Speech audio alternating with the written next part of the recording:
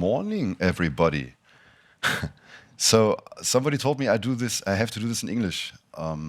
Who of you does not understand English? Who of you does not understand German? Oh, you see, this is why I'm doing that. So you have to bear with me if my English is really bad. I try my very best. Sometimes I'm switching words. And my pronunciation, I give my very best, okay? Thank you for being here. Who of you has been at the after-show party? Oh, I mean, when have you been home? Who's been home after 2? Good guy. After 3? Thank you for coming. Okay, cool. I won't read what's on that slide, right? You have read it. Tell everybody. This is the real opening slide. This talk is called Pump Up the Jam with Gatsby, and Gatsby generates super fast static progressive web applications. Does anybody of you know what a progressive web application is? Okay. Actually, I don't know. Never mind. They say they can do that. So, a word about me. My name is Stefan Adolf. Mother gave this name to me. I have the best job title in the world as developer ambassador, but besides this very great job, I also work as I changed it yesterday, full stack developer, because so many full stack developers are around and I have to be a little bit unique. I work on the back end, on the front end, on decentralized applications, on databases, on everything. I can do most of these things pretty well if I have Google with me and Stack Overflow, as many of us, I guess. Besides that, I try to give my very best to get lots of things really done, like the 100% thing. A brief history of content management systems. So, in the beginning, there were these self-installed content management systems like maybe WordPress or, well, Typo 3 or something. And they basically told you that you have to run the software, the whole software, on your own infrastructure. You can also bring AWS, of course, but you have to install them and run them somehow, right? And now, the problem with them was, there was some point in time when you said, damn, someone broke into my Apache because I forgot to upgrade the Linux server it was running on. This is why I refer to them as, oh, that's really large, the do-it-yourself disaster. So, you know, if your WordPress broke because you forgot something, or no, what to do now? So you're in charge to fix that.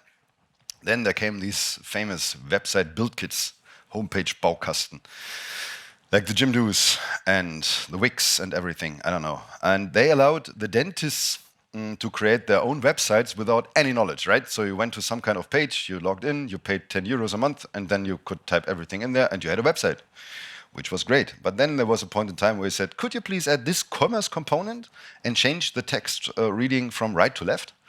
Which was obviously not possible because maybe especially that homepage Baukasten didn't support it. And I refer to that as let a third party should in your foot. Then this is quite modern, and these guys are really around currently, and they are quite recommendable from my point of view, but they also have some flaws. So there are flat file CMS like Graph with a V in the end, or Kirby or something. What they do, they are much more small than a typical Typo 3 or something. They only are, well, quite a slim application that is rendering pages upon a request. So they mostly come with their own template language, and this is why there will be some quote in time where it says yet another outdated server template language to learn. So you have to figure out how to write the templates for the pages and everything. I don't know. Kirby is using PHP, plain PHP. Many of them are using Twig, but I think they come up with another one every couple of weeks.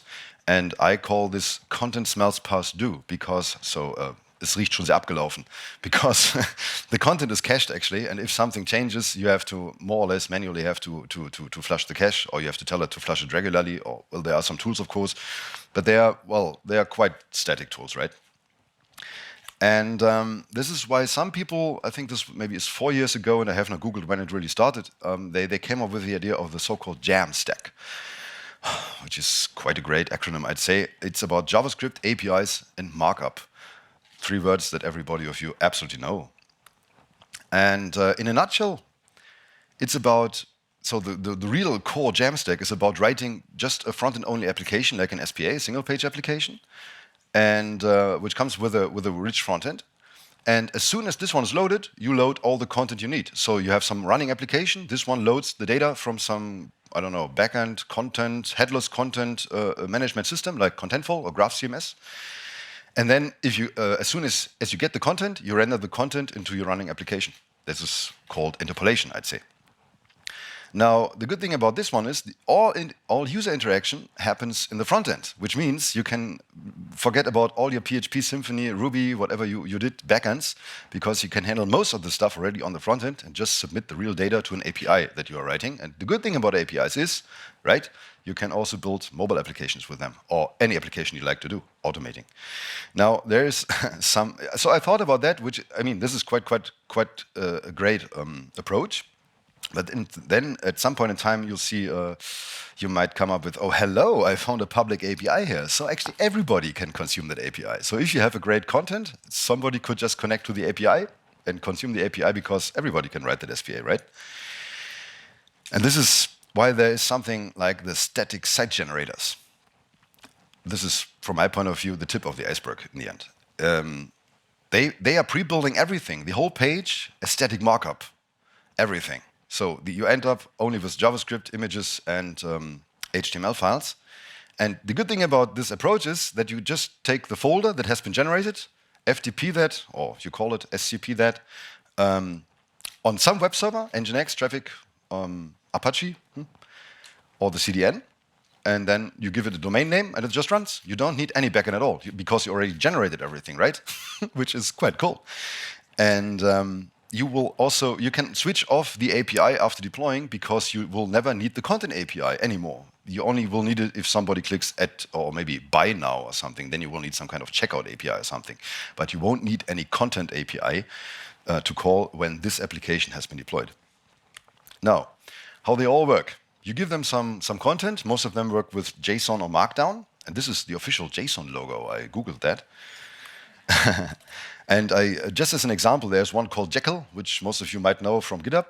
And what they come with, they offer some kind of layout, and then they're merging the JSON and all the Markdown into the layouts, and generate what I just said, assets like images, down-rendered images, and pages. And all of these are just HTML. They're linking to each other, and there's some quite complicated logic inside, which knows which site links to which site and how to handle all that.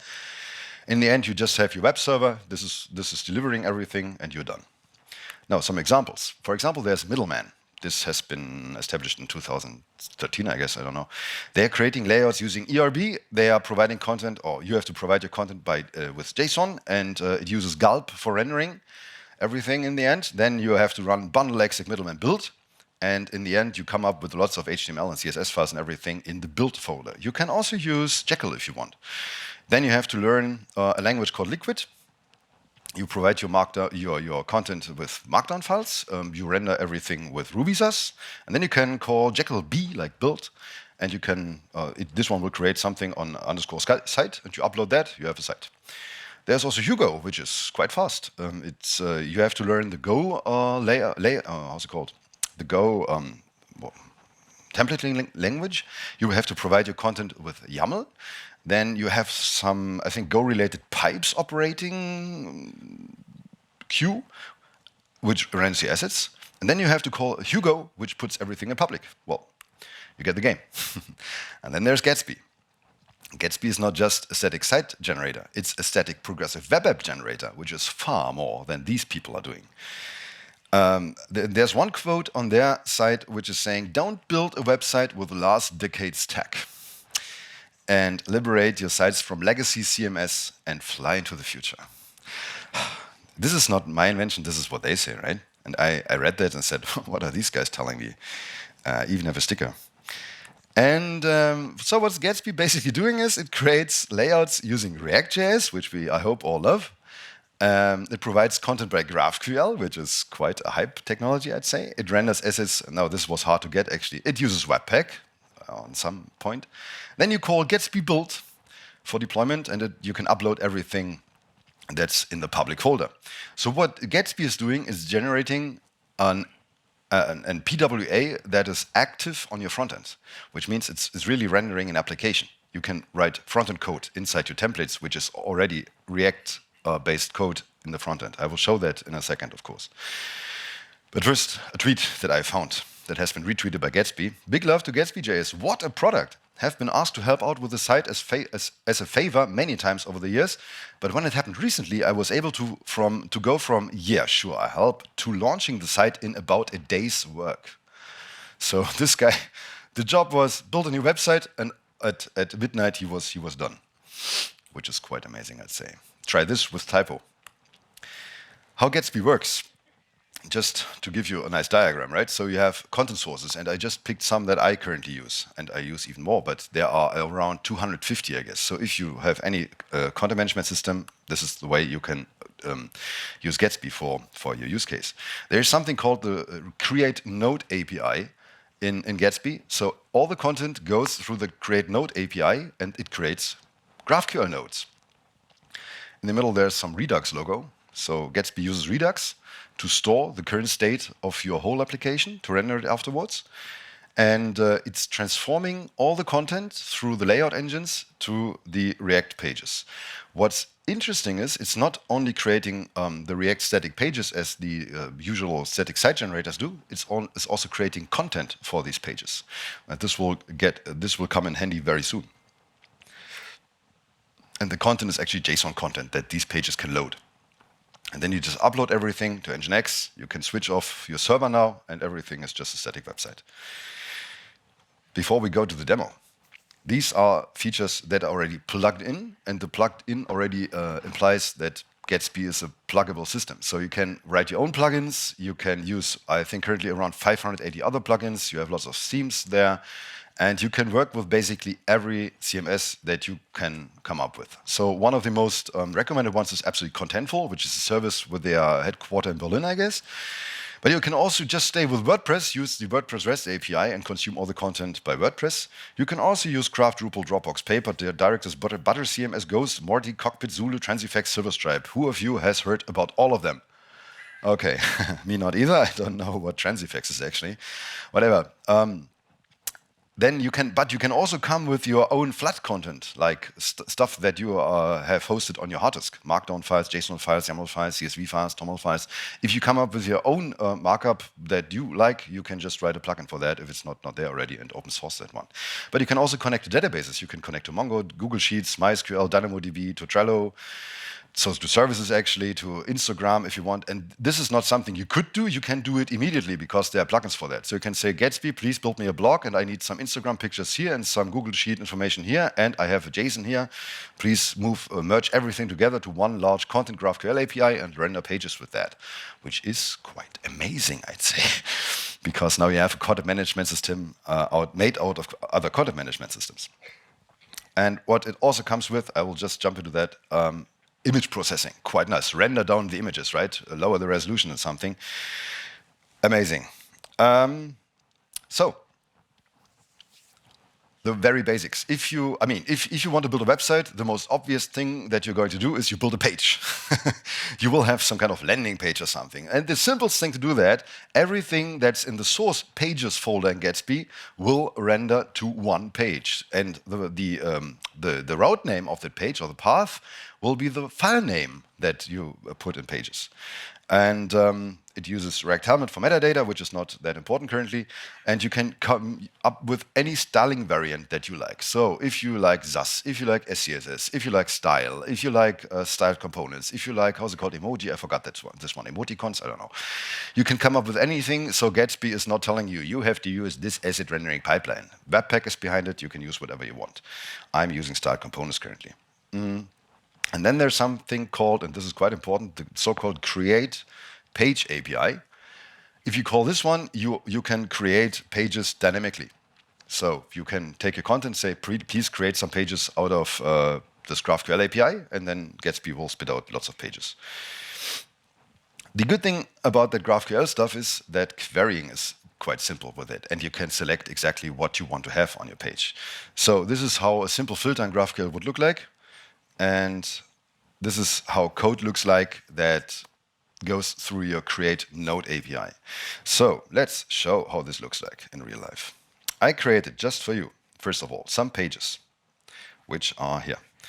And no, these are wrong. There we go. So this is one of the most simple React components that I've ever seen. It says, Stefan says hello. Hello. Who of you does not understand that JSX code? Okay, everybody knows what I'm doing here. Let's start Gatsby. No, I just started it, okay? Because I want to take care of the Wi-Fi and everything. So Gatsby is currently running. I go to localhost 8000 / what's called Stefan, right? And there you have a page. And now the good thing is, since this is Webpack, you can say to you, save that, go there, it's already there. So it's dynamically reloading everything. You have links in there, so you can just link to another page that has been declared as page, okay? And, well, you can do things. Should we create a new page? No, this is too simple, right? So you got the point. What I just built for you, now I have to check where I did that. I created a very nice plugin to show you that you can do basically everything you would like to do. To create a plugin, I called it the HVV plugin. You only have to create a folder in the plugins directory, give it an empty package JSON. You can also put something in there and publish that, of course, and write a so-called Gatsby node that looks like this. And it has to fulfill that source nodes interface, sorry. This one gives you some things you can use to interact with the Gatsby GraphQL in Ferrell backend. And what I did, I just set up some, well, very basic arrays here, right? So this is the U2 route, at least some stations of it, and this is the S1 route here in Hamburg with other stations. And then you're calling this create node ID. Sorry, the create node. You call the create node API with some basic structure and all the information that has to be in there, which is actually this one. And then Gatsby will put that or merge that with the current GraphQL storage that it has. And then you can just go to the GraphQL or to the graphical frontend that Gatsby comes with. That is this one. So this is just started when you start the Gatsby development mode. And then you can query for that. What was it called? Stations. Here it is. Well, let's query for all stations. How many do we have? 2? Which is not stations. It should have been called lines, actually. I'm sorry. Okay, let's see what we got here. This is the U2. And then you can say, please give me all the stops in the U2 and all the terminus in the U2, which is Mümmelmannsberg, as far as I know. I don't know. I'm from Berlin. So this is how you can use GraphQL, or how you can interact with the common GraphQL that Gatsby gives you. You can also query for everything else, right? So I have some markdown files here. There is one, this index markdown, for example. Or you have some JSON where our JSON is stored. And you can query everything. You can just query. How many do we have? 7, right? So, I don't know. If you never have seen GraphQL before, this should be quite amazing. Have you? Anybody? Yeah? Okay. So, once you have all the stuff in your GraphQL API, you can query the GraphQL from a page, and or from the Gatsby node API. And the good thing is, this is now page generation. So we are first querying for all the markdown files that we have. This is the GraphQL part over there. And then we're telling Gatsby with the create page API over here that we want to create pages out of what we found from these markdown files. And then Gatsby will create pages from all the markdown. This is the page template. In the page template, you get the context that the overalls, like the master query has given you, right? And I'm giving it the context of a slug. The slug goes into the template, and inside the template I have the slug, so I can use it to query for the details of that markdown file. And everything that comes out of this query goes into my page template, which looks, in this case, quite small. It just says there's a layout and there's a box which contains the data. So this is the most basic way of creating templated Gatsby pages. So if you want to manage content, Markdown is the way to go. But Markdown is actually a way of formatting content, which is, well, it's quite basic, right? So you can have maybe some article headers or something. You can extend that if you want, and Gatsby is supporting most of the Markdown schemas that are out there, actually. So if you want to write code in your Markdown, you can absolutely do that. But what Gatsby is or has introduced quite lately is MDX. MDX, like Markdown Extended. You can use Markdown Extended to put React code into your, or JSX code into your Markdown files, which is quite an interesting idea. You can, for example, use it to put like slide decks inside the Markdown. You can put advertisements into the Markdown. And now, since not you as a developer is editing the Markdown, but your editor itself is editing the Markdown, he has unlimited features of what he puts in there. And with lots of features comes lots of responsibility. So this is an MDX file. There's the Frontmatter. I hope you know what a Frontmatter is. So the metadata of that file at the very top. So this is, oh, very good. This is my talk, but on a different date. And then you just mix it up with React imports. Whoa. And this is something that your editor is editing, not you as a developer. So if you teach him how to use React, he can go completely wild here. But it's quite comfortable. So you have this agenda, as you see. So this is depicting when something is happening. These are just components that I've written once. You can put YouTube videos in there or something. So you have to import them, of course, first. You mix Markdown with JavaScript, with JSX. And, oh, right. If you've done that, the only thing you have to do in your page template, you can import that MDX provider. It's at the very top, just above the headline, actually. And that MDX provider allows Gatsby to render these MDX or the Markdown pages that it has transformed through Webpack. So it gets just a basic JavaScript file, and then it will render it with that MDX provider. And now you can say how to resolve all these things. So there are so-called, you know the game, short codes, like Twitter or Agenda, and these are the codes that are exported to the MDX file, and then the renderer of that MDX file will replace them with the real React components. Now, this was the best GIF that I found for this. I said, well, okay, cool stuff, right? But does anybody of you know this? So in WordPress, they once had this shortcode stuff, and many people use it to build completely new concepts on top of WordPress. So you did not even find the content anymore. There is a phone number somewhere in there. I don't want to get back there, right? So please, if you use MDX, please be very careful not to give all the power to all the editors so they will do your grid system and everything. You could do so, but this is not supposed as it should work.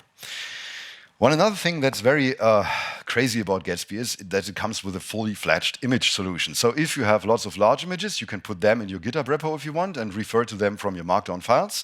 And then you can just say, okay, Gatsby, here's some query that's actually doing that. Please give me all the images, in this case under planets, and please render them with a maximum width of 3000. So in another demo, I'm not demoing the planets now, but these images are really large. So these are around 60 megabytes in size. You don't want to deliver that to a mobile phone. And you just have to say, okay, Gatsby, I need this image, but please render it down to lots of sizes so it fits on all the screens and it's quite small. And one of the most amazing things that I've seen is this traced SVG. So what Gatsby is really doing, or what Webpack is doing for Gatsby with ImageSharp, is loading the image, tracing that, giving you a vector representation, and then it's loading the vectors first and then loading the image. And if you want to see how this looks live, I can finally open the build result on my local machine here, which is the website for our little coding community we have. And if we go to the team page, which is at the very bottom, where it is, here it is. Have you seen that? Whoa. So this, I did not do anything for that. I just queried for the image, put the image in the code, and then Gatsby is doing this with all of us. Looks quite scary in the first moment, right? At least if you do it with people. Maybe we should only do that with planets. So, performance isn't optional, it's built in. This is what they say. Gatsby is inlining the critical CSS, so chances that you get a 100% on your Lighthouse audits is quite high. At least I'm getting that. It's doing code and data splitting per route, which means it only loads, or it can load code that is that's not needed on your current page later if you go to another page. And now the most amazing thing, it's prefetching data when you hover on links. That means the data that is needed to display the next page is loaded when you just hover over it. And if you click on it, it's just there already. It's injected into the React context, and the website is just there. So there is no loading involved if you click on links. And well, this is why it's called a PWA. It comes with great offline support, and it can cache everything locally. I will skip this one. Just one note about the speed. I have built a website. Here it is. This is a large demo on port 3028. So I put up a Mongo database and created 20,000 fake products. And so I used Faker. This is why everything sounds a bit weird. So we have lots of categories. And the numbers are how many products are in there. So we have bacon, ball, bike, car, chair, cheese, chicken. What do you want? Which category? I heard? Fish. We want the fish category. Okay. In the fish category, we have gorgeous concrete chicken and everything. Now, this has been generated, right? If I click on a filter here, so show me all the products that are azure colored, I will see these. Show me all with ivory, all these with gray. I'm filtering these on the front end. There is no backend call involved, right? So this is a huge 870 products containing category. You can see all of them. And then you can go, of course, to the detail page. Here we go. And as you see, this is quite fast. Let's open the inspector for you so you can see what's actually happening behind the hood. Let's choose another category where we haven't been before, maybe hats, which is also nice. And look at what's happening when I hover the links. You see this? It's really hard to see. It's not synchronized. Now he's loading the page data for all these pages. You can see what's in there. It's just saying, this is the content. This is too small, right? But it's telling you what's the content of that page. And if I click on the page, it's not loading the page. It's just taking the page data that it has loaded and injects it into the page. Now, what I wanted you to show is how fast the rebuilds are, but I cannot because my time is running up. If you start this one from zero, so you have never run this before, it takes around 3 minutes to build the whole site, all the pages with all the queries. And if Gatsby only has to rebuild it, like you change just one item, the complete rebuild for all your pages, because it doesn't have to rebuild everything, but it doesn't know or what it has to rebuild. But the whole rebuild usually takes only 30 seconds. So you can use that in production, I'd say, more or less. If you have a shop system that relies on lots of data, the rebuilds are 30 seconds. If you change one product, you can rebuild this within 30 seconds. If you have 20,000 products. If you have 200,000, I think this is going to lead somewhere else. So, to wrap it up, Gatsby is not just yet another static site generator. It's completely content agnostic, it's driven by GraphQL, and it's generating React pages for you. So if you've never done React, maybe Gatsby is a good starting point because it already gives everything to you and you can just start writing applications. It can connect to any content management system, even WordPress or database. It comes with this amazing Gatsby image functionality, which is loading images and, well, pre-rendering them. And it's incredibly simple to deploy. And what I've never shown you is actually the output of the build folder, right? So the build folder of this 200,000 product thing is very long. Lists and word count, please. There are 30,000 files in here. And the output alone is 600 megabytes. This is your whole page. So you have to upload 600 megabytes now to deploy that. But this is already quite a large page. Okay. And with that, there's just one conclusion. Start using Gatsby today, not tomorrow, today. This is the most amazing tool that I personally have seen in the last 3 years. There are no excuses. So when do you start? Today, right? And it's really that great, I can tell you. I'm not affiliated with them, I must say. I just use that for many landing pages and some commerce pages that we're currently building. And I'm absolutely blown away by how productive I am using it. This is not a lie. And yeah, this was it from my side. Thank you.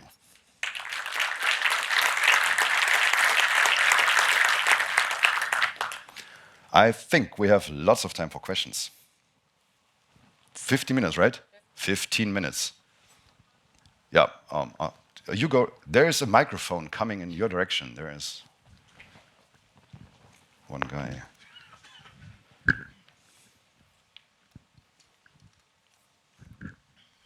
Hi, thank you for this amazing talk.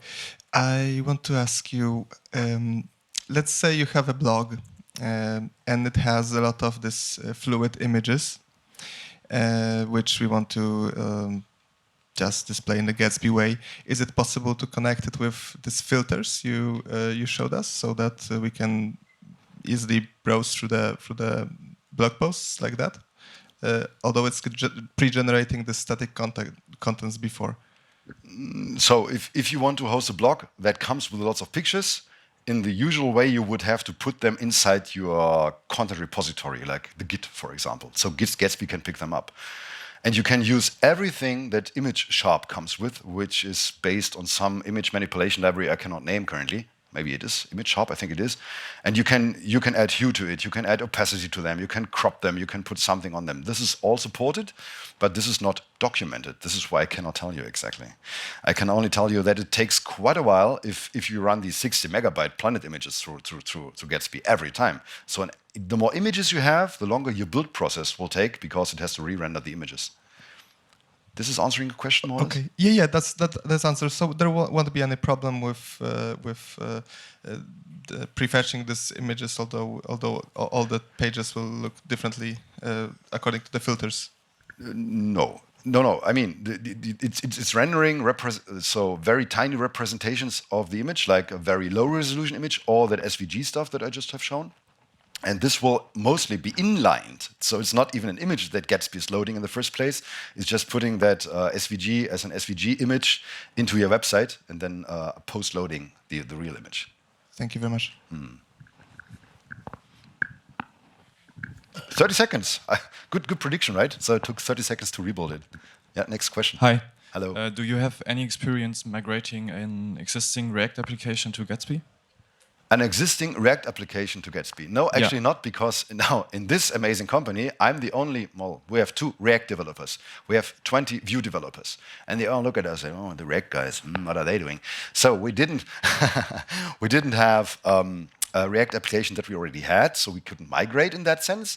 But since Gatsby is really based only on React, that should be quite simple. It depends on your page structure. If you already are using a router and you have to bind the router somehow, you have to throw away all your router code first, because Gatsby comes with a router. Otherwise, it could not create the images and bind them, right? But this is actually everything. If you have a good component structure, I would say this is a piece of sugar. Okay. And one more question, is TypeScript supported? Yes. No, yeah, okay. I think so. I'm writing ES6. I'm still I'm quite old, and and this is why I still stick with ES6. But many people tell me to switch, and I'm absolutely sure that I already have seen a TS config somewhere. But every time I create a new Gatsby project, I always say, yeah, stay with ES6. I'm too lazy to learn something new. But I think so. Yeah, it's offering it at least. I'd say it's working.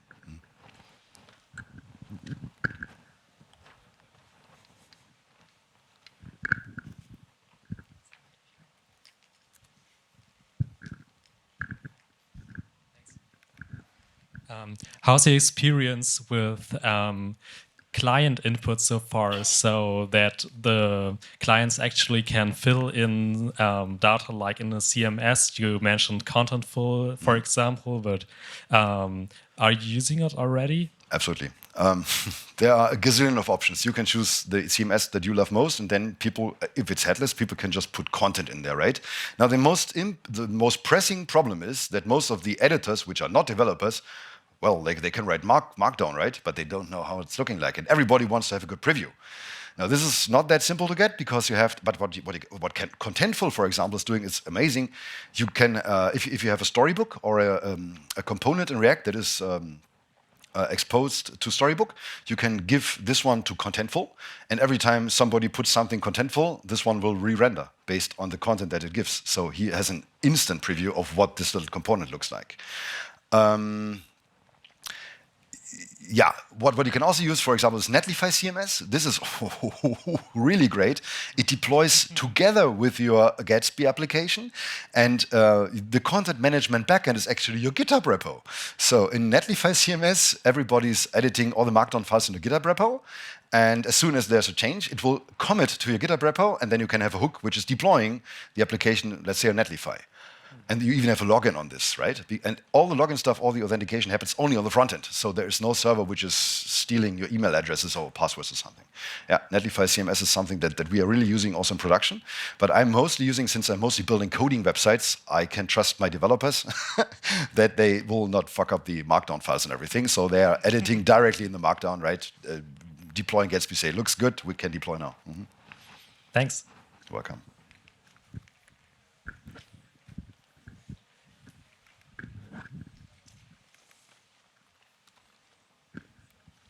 Any other questions? For somebody? Feel free to ask me anything. Otherwise, I will, yeah. And server-side rendering is built in. That's exactly what it's made for. Right.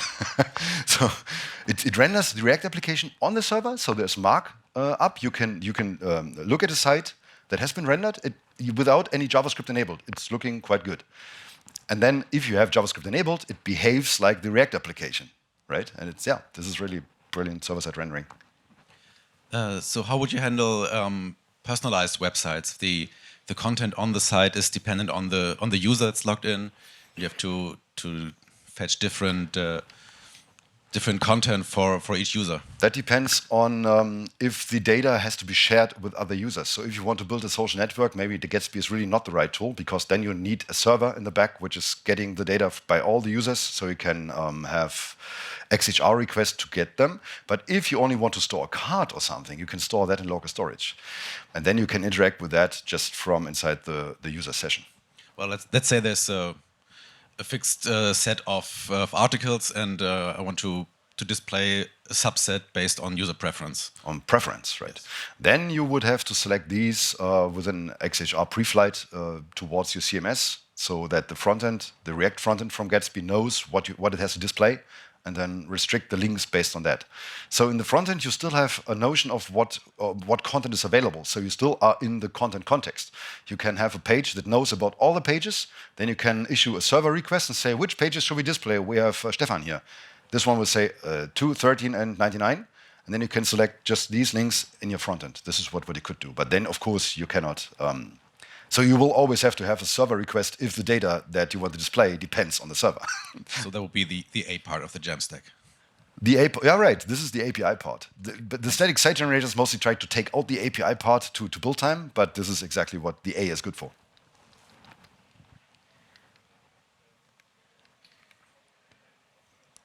Listen. Another question here. Is there a possibility to render only specific pages? Let's assume a content editor is editing 2 products, and that you only render these 2 product sites instead of the whole page. That's precisely what I'm not going here to check my emails, right? So this is exactly what I tried to demo you while I'm responding. No, Gatsby doesn't know what has changed, right? So Gatsby has to re-render everything. Now, the good thing is that it has this amazing, quite bloated Redux store in the back, so it can check if it gets all the data, what do I have to re-render, and then it's doing that internally.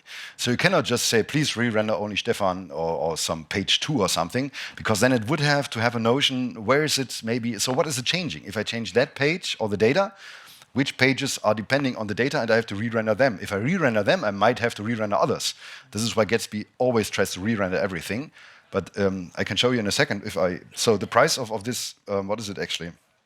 The price of this one is, oh my God, how's it called?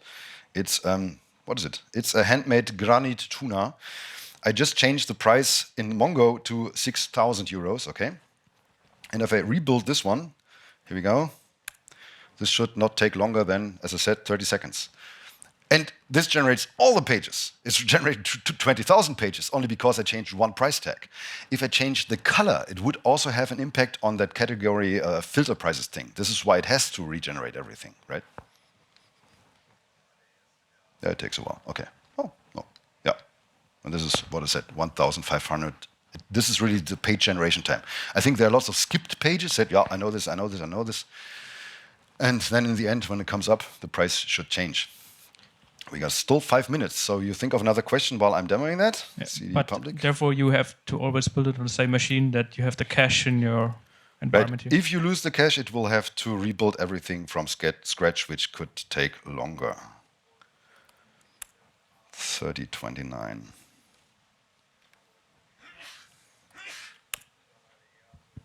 There it is. So that was 30 seconds build time, I guess.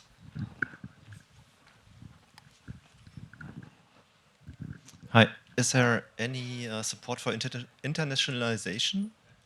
Yes, but as you can imagine, if you want to do that without any path internationalization, like DE something and EN something, so like by finding out what the current local is, you have to do this on the front end side. But this is what Gatsby also supports, so it knows there's a plugin for that. If you are coming with so you're doing a request with Chinese, that will have to load the Chinese content. But it's of course pre-rendered as English. This is why you would see some flickering if you don't care of this on your own. But for the static generation, I've never done that actually, but I think there is a plugin which is generating the Chinese, the English, the something pages, and if you go somewhere with a /en or /Chinese, it will show that pre-rendered page. This is absolutely possible, yeah. Great, thank you. Mm-hmm.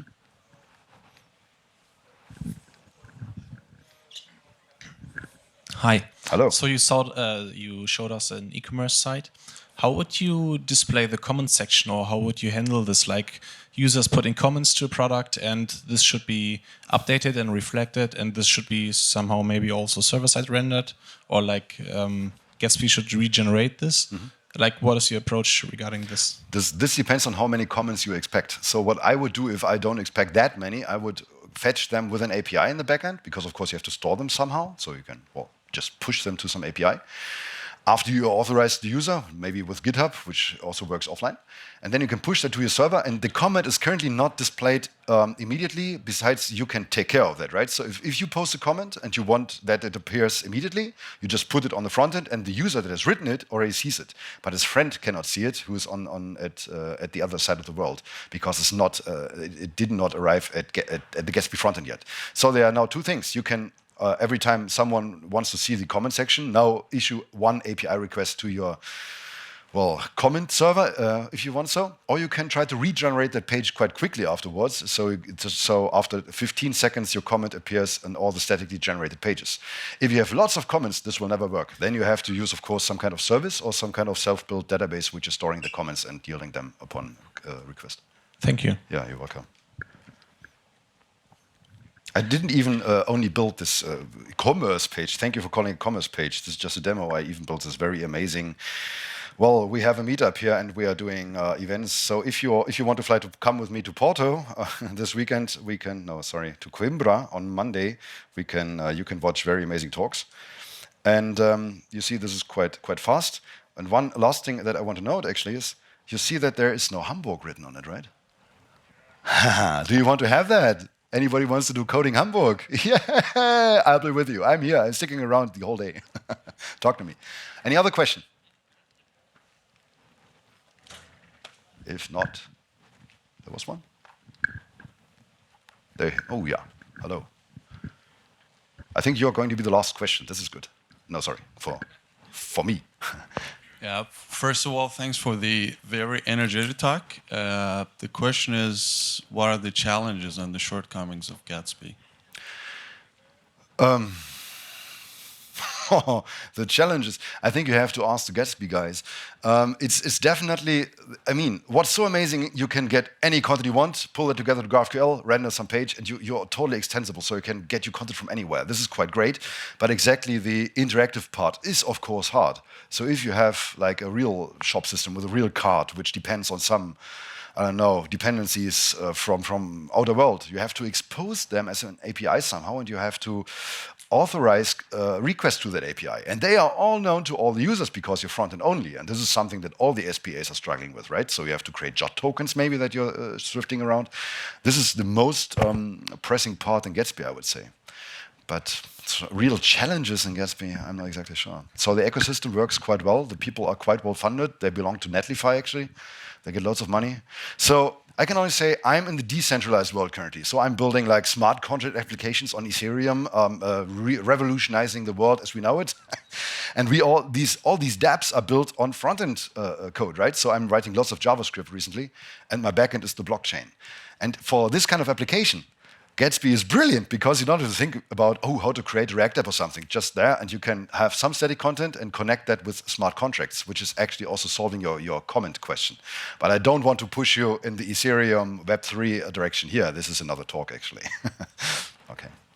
Well, then I would say thank you for coming. I'll stick around the whole day. You will notice me by this very nice pullover. And would like to talk to you. Thank you, guys.